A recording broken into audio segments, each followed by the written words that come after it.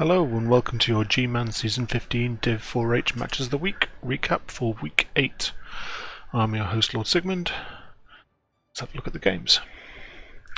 So I said I probably wasn't going to get round to this week, but something cancelled on me, so I thought I'd have a look at the recaps. And if I don't go through every single turn with a fine-tooth comb, I can get them done in a couple of hours rather than 4 or 5 hours like it normally takes me. So here we are with Week 8. Now, I have to admit this was an absolute terrible week for me. My elves got mushed into the ground by King Kill's Chaos team. But let's see how it went for everybody else. So the first game we've got is High Barnet Raiders Logic 88's Lizardmen versus the Black Creek Buccaneers Maiden Maniacs Dark Elves. Now, the Lizards win and storm to the top of the table with this win. Incorrect prediction on my half, and Maiden Maniac told me afterwards he had some very bad luck with it when it came to blocking, and he threw 4 double skulls in the match, including one with a reroll. The game starts with rain, and the Dark Elves has the first drive. They take the ball down a flank but get cut off, and the ball carrier gets surfed after some failed blocks. The Lizardmen retrieve the scatter, cage up, and march down for a turn 8 touchdown. And then do exactly the same thing in the second half and score a second touchdown on turn 12. The Lizards put up a good attempt at defence on the elf drive, but the plus Agi elf blitzer does his job and retrieves the ball from within a large cluster of sauruses and dodges out for a turn 15 touchdown, ending the game 2-1 to the Lizards. With similar removal levels for both teams, the elves didn't get outbashed here, but if we have a look at the dice rolls, especially the blocking dice, we can see double skulls, to a skull, double skulls on the next turn, into a single skull later on, which gets re-rolled, and there's another double skulls in the next later on as well. It's not very good for them, and the stats have something to say. Lizardmen had the ball for most of the game, but the Black Creek Buccaneers did get 4 passes off during the game, which is good for them. So next up, the Chaos Black Nightmares Michaelis' Chaos team versus Zoomnig's Ulfraganga Norse team. And Michaelis gets a win. Well done, Michaelis. An ominous sign of things of how this game went. The MVP was a dead lineman here. Another incorrect prediction from my part. The Chaos chose the first drive and tried to take their cage down the middle rather than a flank, running into a wall of Norse players as a result. This ends up with a lot of bashing back and forth, pushing the Chaos cage back and around a bit, before they manage to get the ball carrier down a flank on turn 5 and score on turn 6 to go 1-0 up. The Norse don't get anything done in the few offensive turns they have left in the first half. The Chaos, however, get lots of things done. They kill a lineman and injure another to join the Yeti, which was injured earlier in the first half. In the second half, the Chaos just march straight forward through the Norse half, steal the ball, and get their second touchdown on turn 12, killing and injuring 2 more linemen and knocking out another one. The Norse only have 6 players, 2-0 down on turn 13, with 4 turns left to achieve something in the game. Thankfully, one of those players is their blodge step runner, and the lack of tackle on the Chaos side means he's able to run down the pitch and score on turn 16. Michaelis rolls a lot of pushes and defender stumbles while trying to defend it. Still, Michaelis takes the 2-1 off his early game dominance and heavy casualties on the north side, and raked in an absolute truckload of star player points in the process, as you can see. Next up, we have the Patchy Pack, Lovely Fool's Necromantic team versus the Emperor's Chosen's, the human team coached by Masakre. It's a 2-0 win to the Patchy Pack. This one was a correct prediction.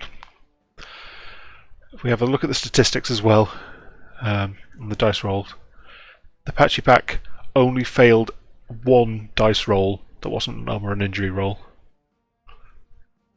They did pretty well in this game, and they had most of the possession.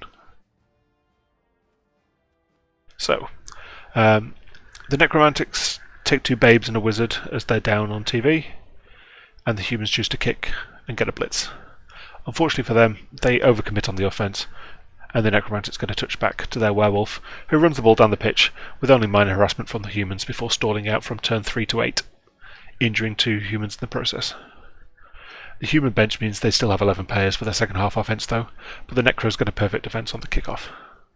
They keep the ball in the backfield till turn 11, when in the face of an oncoming defensive Necromantic wall, they run it down a flank. That wizard though gives a lightning bolt, which injures the ball carrier, and after some blocking, the ball scatters back to the Necromantic end zone.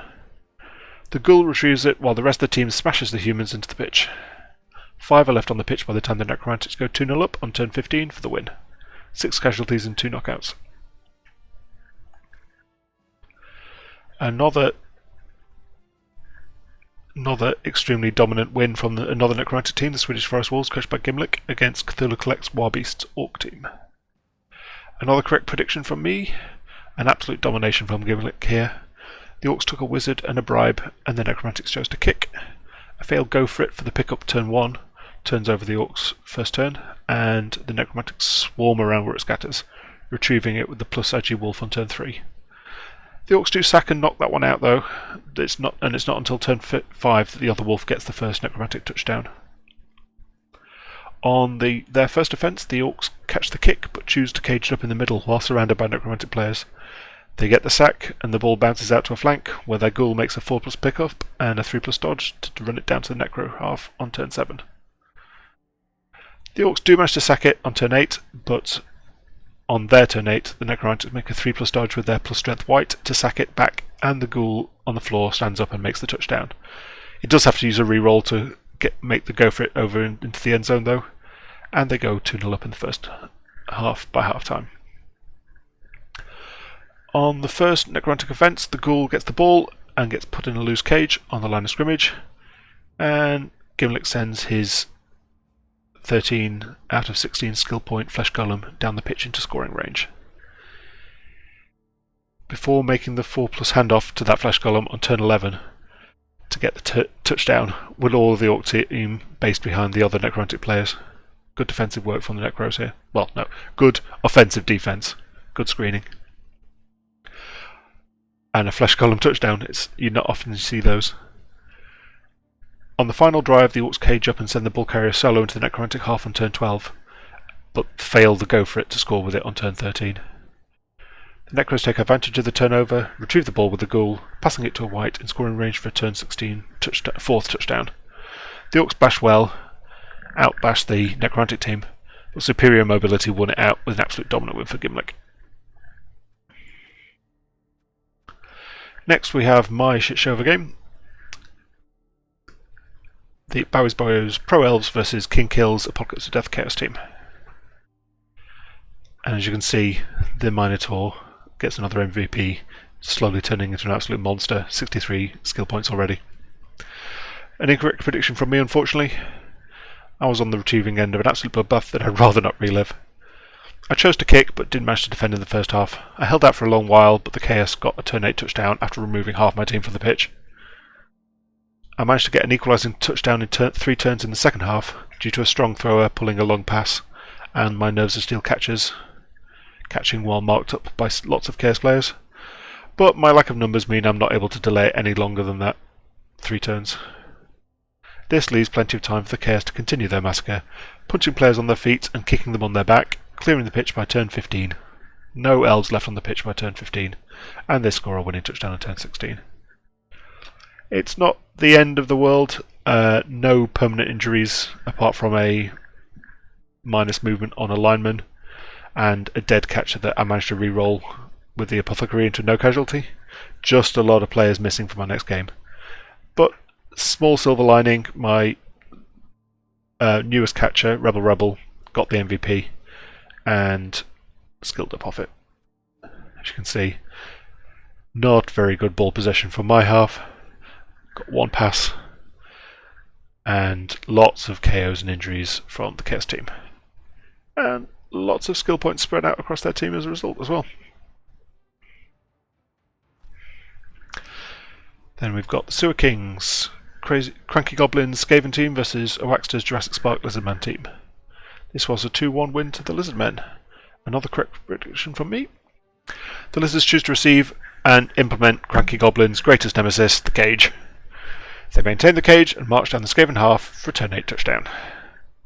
The Skaven don't attempt a 1-turn touchdown for some reason, even though they've got a movement 10 gutter runner, and we end the first half with the Lizards 1-0 up, with 1 dead, 2 heads, plus a movement gutter runner. Very unfortunate to see that one go. 1 injured lineman and 1 sent off dirty player lineman versus 1 sent off skink, leaving 10 lizards versus 8 rats for the second half.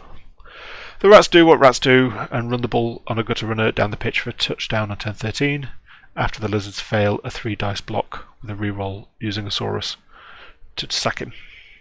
He re-rolled push push skull into push push both down and he didn't have block. And the Skaven equalise, leaving 4 turns for the lizardmen to win, which they're able to do easily via the magic cage method again, and they get the 2-1 win, winning touchdown on turn 16. 2-1 grind plus cage equals loss for Cranky Goblin, I'm afraid. And then our last match, Pylon's Highwaymen High Elf team versus Masisali's Zagori's Warriors. An incorrect prediction, an unfortunate return to form for the High Elves as Masisali extends his now 4-game no-loss streak. 1 draw in there, but he's doing a lot better than he was at the start of the season. The Elves chose to kick, and the Orcs caged the ball up and marched the pitch down the pitch for turn 7 touchdown, killing 2 Elves and injuring another in the process. In the second half, the Elves make a quick 3-turn passing play, leaving the Orcs 6 turns to win, which they do. The Elves do put up a valiant defence. They only lose 1 more Elf to a casualty, but a failed 1 dice blitz with a reroll in turn 16 leaves an Orc in scoring range, which they take advantage of and score on turn 16. 2-1 grind from the Orcs there, another good example of it. Not a very interesting game, I'm afraid, though. So, even-ish predictions like last week, but this time I only got 3 right and 4 wrong rather than the other way around, so slightly worse for me. So let's have a look at the standings. We have a Logic 88 pulls into the lead with his win this week. He's also ahead of me on touchdown differences, knocking me down into second place with a much lower TV, as you can see.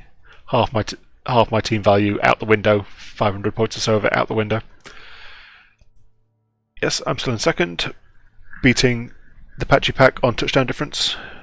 Then we've got the Apocalypse of Death, King Kills team creeping up the table with now a 6-0-2 record. I can see him going up further as well. Then we have the Emperor's Chosen's Massacres Humans at 5-1-2. Black Creek Buccaneers at 4-3-1. Unfortunately still pretty mid-table there. I thought they'd be doing a bit better at this point. Swedish Forest Wolf, Gimlick's Necromantics at 4-1-3. And then Masisali's Orcs, who are definitely improving past where I thought they'd be. Still solidly mid-table, but lots of promise there. Lots of games left to go. Yeah. Then we've got Wax's Jurassic Sparks, had a bit of unfortunate luck recently, but won this week to get them 2-2-4. And then the Sewer Kings at 1-2-5. The Highwaymen and Case Black Nightmares also at 1-2-5. The win for Michaelis there, taking him off the 0 wins line. Much needed, much deserved. We've got Zoomling's Ulfragangers at 1-1-6, and then Third Collect's Wobbies trailing the table at 0-0-8. So let's have a look at the teams. So the Patchy Pack this week. No injuries for them, but 3 skill ups for them. Stein, the Wolf Trainer, the Flesh Golem here, gets grabbed from a casualty. Squeaky Bone, their Rookie Ghoul, gets block from a touchdown and the MVP. And Jose here, the zombie, gets guard from a casualty. Let's go with this kick. Now, oh God, they're up to 1, 2, 3, 4, 5 zombies that only need 1 skill point for level up. That's a lot of bloat waiting to happen. I wouldn't be surprised if some of these zombies get rotated out when they skill up. And yeah, we've got a Flesh Golem and a White at 29. They only need a casualty as well to level up, so lots of players on those thresholds. Next up, we've got Michaelis' Case Black Nightmares. we've got one Beastman missing the next game, but we have 2 skill-ups this week. Skarsgård the Wasted, here, he picks up block from a casualty. And we have Losagor Slippy Hands, who also gets block, a rookie Beastman that gets block from the MVP. 2 Beastmen at 5 out of 6, ready to level up here, and a Chaos Warrior as well up here, ready to level up. They do have 210,000 in the bank though, so I would possibly look to replace this guy. I don't think it's worth keeping a Agi busted Chaos Warrior around just because it's got 5 skill points. I think doing that sooner rather than later is probably going to be best for the team.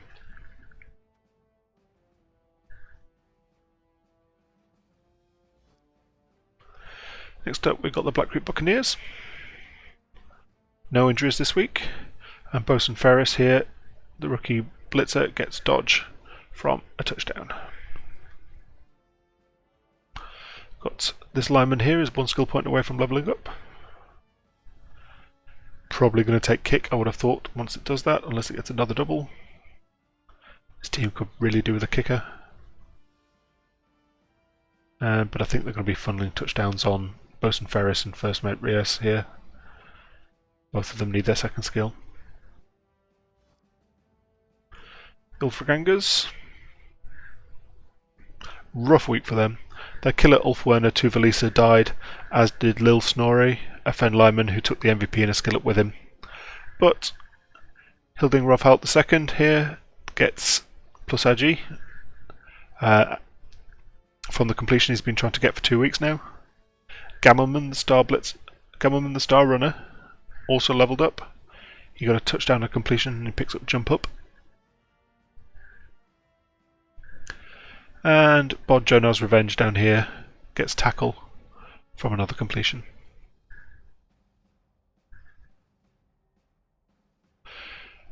Nothing immediately stands out for levelling up, so except maybe the Yeti. They could do with a few more skill points on the Yeti, but you don't necessarily want to funnel skill points into the big guys.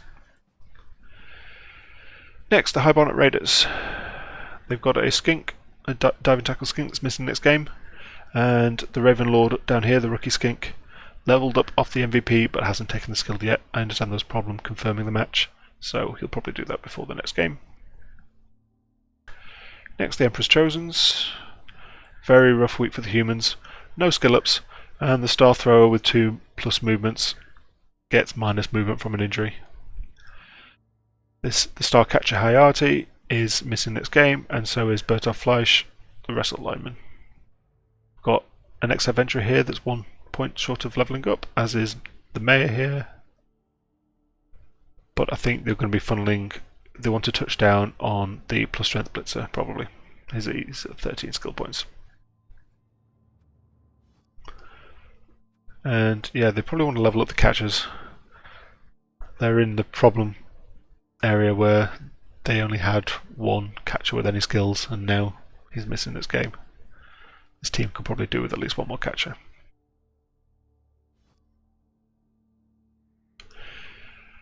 Warbeast, unfortunately, not much happening here. No skill ups, and Qual, their rookie blitzer, is out next game. Still looking for skill ups on Pelican the Blackhawk and Bear the Blitzer, and probably the first skill on Qual as well once he's back. Now this is a horrible sight. Lots of missing players. Yeah, missing. Minus movement, missing, and but I did get block on the catcher, like I mentioned previously. My next level up target, unfortunately, is this guy here that's missing next game. He's 5 points short of leveling up.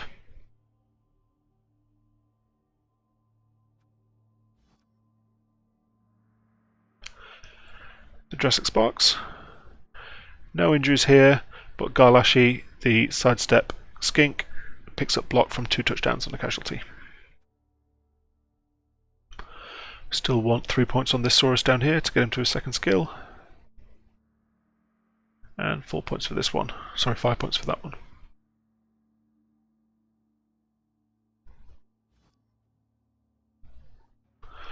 Gory's Warriors. Macnick, the tackle blitzer, gets Mighty Blow from an MVP and a casualty. And Star Blackhawk here, Olgrot Lachrimos, the block guard Mighty Blow Blackhawk, gets Stand Firm from a casualty. No injuries from them this week. Rough week for the Highwaymen. They are missing players. They had 2 dead players this week. Lanlathan Cavatanel, a rookie lineman, and Harry Dunson, their Dodge wrestle catcher, both died. And no skill ups for them. So they've only got 8 players left on the team. And with 130k in the bank, they're going to be able to replace one of their catchers probably. Or it might be worth buying a couple of linemen possibly. But yeah. Possibly catchers. Try and get some skills on the catcher.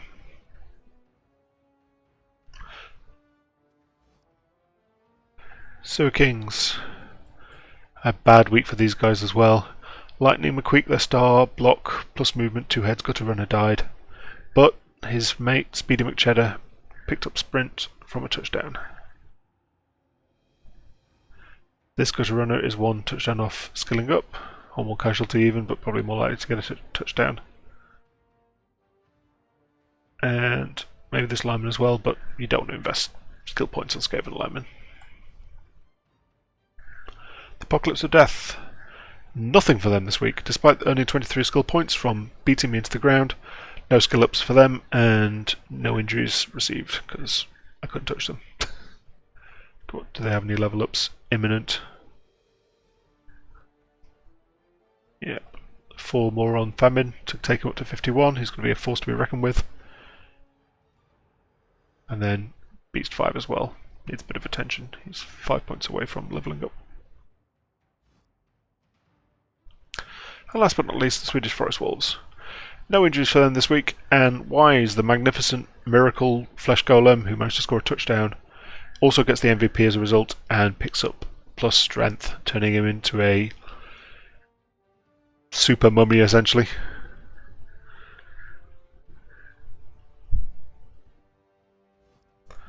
So, let's have a quick look at the Division Hall of Fame. Rather than pulling this to an image this time, I thought I'd just scroll down the page. So, our impact players, we still have the usual suspects at the top. We've got the 2-star werewolves, and we've got the ball-carrying Beastman from the Apocalypse of Death, and the Minotaur from the Apocalypse of Death, before we find a load of Dark Elves hiding just underneath there. Top scorer is still that 2 arms Beastman.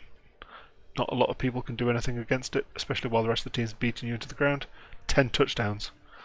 Possibly because he doesn't spread them around. Pretty much all the touchdowns that the team scores is on that player. And then there's a load of us with 5 touchdowns on players. Top blocker, Gray, is still pumping out the blocks. Pretty much doing every single blitz for the Swedish Forest Wolves as well, with 110 blocks at the moment. Nobody else even coming close. That Minotaur, though, top of the list for kills, but to Velisa, not going to be going any higher since he died this week. Yep. Grey scoring 15 casualties, and that Minotaur beast to bad, doing just the same thing. Usual suspects at the top of this list as well. Dark Elf surfing, not unexpected at all. Have another surf by Break of the Pain, the Minotaur here as well, so he's at 2 serves. And last but not least, we'll have a look at next week's schedule. So, the High Barton Raiders versus the Emperor's Chosens.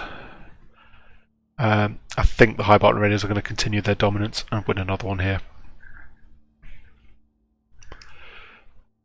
The Ulfragangers versus the Warbeasts. I'm going to guess a draw probably. Perhaps with a slight edge to the Norse, but I think these 2 teams are evenly matched.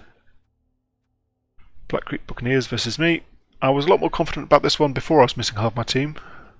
As a result, I think Maiden Maniac's going to be able to take this one. Case Black Nightmares versus Jurassic Sparks. I think the Lizards are going to take this one, but I'd love for Michaelis to have another good week and take another win. The Patchy Pack versus Agoria's Warriors. Massey Solly's on a good run, but I'm scared of the Patchy Pack, and I think the Lovely Fool's going to be able to take this one. The Swedish Forest Wolves versus the Highwaymen. Another one for the Necromantics, I think. I don't think Pylon's going to have a lot of luck, especially considering he's down so many players at the moment. And last but not least, the Apocalypse of Death versus the Sewer Kings. I foresee King Kill's going to do exactly the same thing to the rats that he did to me this week and smush these rats into the ground. Another win for the Chaos team, I think, further cementing King Kill's rise up the table. So, that was week 8. I hope everybody has a good week 9, and I'll see you all next week.